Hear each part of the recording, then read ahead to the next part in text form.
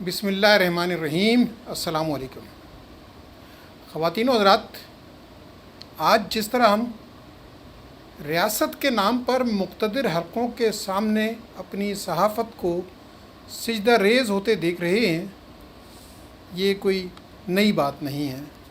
قیام پاکستان سے آج تک ایسا ہی ہوتا چلا آیا ہے کہ ریاست کے نام پر صحافت مقتدر حلقوں کے سامنے سجدہ ریز ہوتی رہی، اور پھر اس کا نتیجہ جو اس نے بھگتا وہ سب کے سامنے ہے۔ اسی سلسلے میں ایک بہت مشہور واقعہ ہے، سول اینڈ ملٹری گزٹ کا واقعہ۔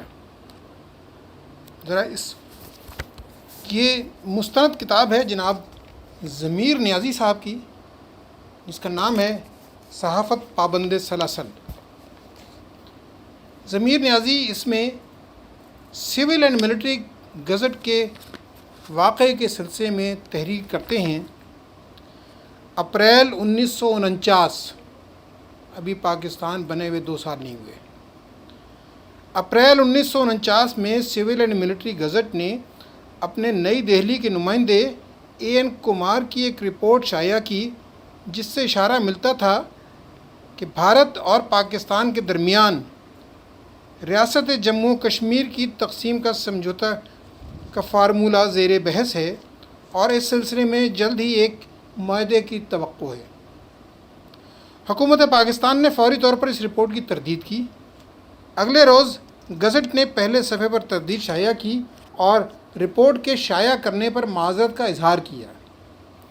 اخبار نے یہ بھی اعلان کیا کہ ذمہ دار ذرائع سے تصدیق کیے بغیر رپورٹ بھیجنے کی پاداش میں نئی دہلی کے نمائندے کو برطرف کر دیا گیا ہے، لیکن سول اینڈ ملٹری گزٹ کے خلاف نوائے وقت کی قیادت میں ایک مہم شروع کر دی گئی، جس میں بعد میں دوسرے اخبارات حتیٰ کہ پاکستان ٹائمز اور امروز بھی شامل ہو گئے۔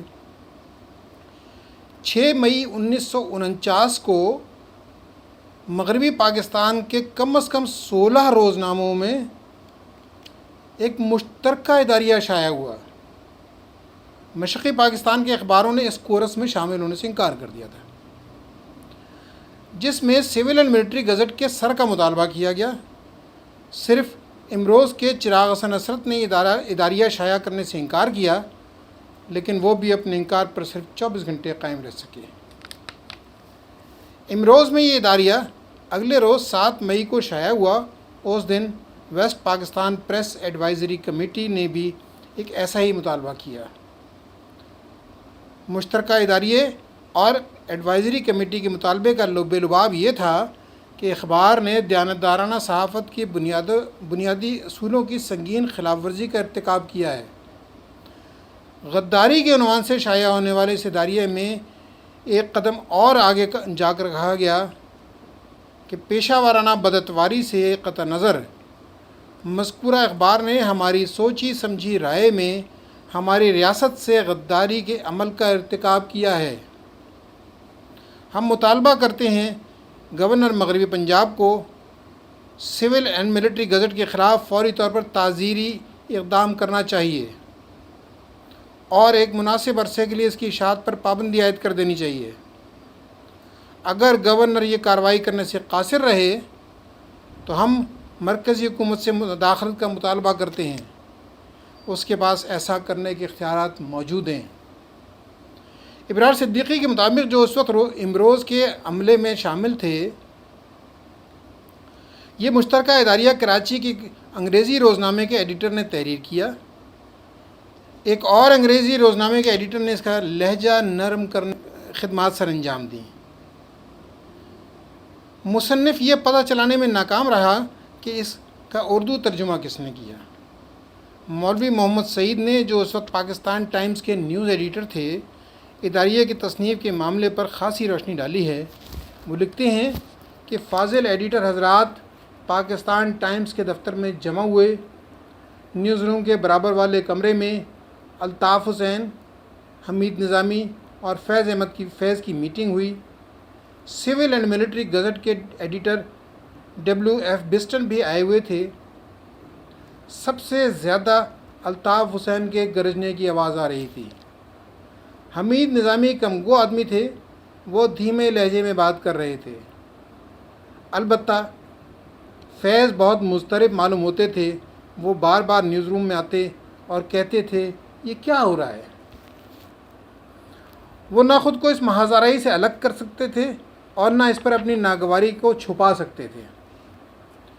جسمانی طور پر وہ الطاف حسین اور نظامی کی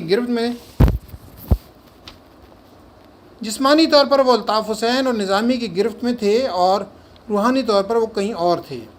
ممکن ہے وہ اس لائے عمل سے بھی اختلاف رکھتے ہوں، مگر پاکستان ٹائمز نے یہ کڑوی گولی نکل لی اور اگلے روز مشترکہ اداریہ شائع ہوا۔ مشترکہ اداریہ مندرجہ ذیل اخباروں میں شائع کیا گیا۔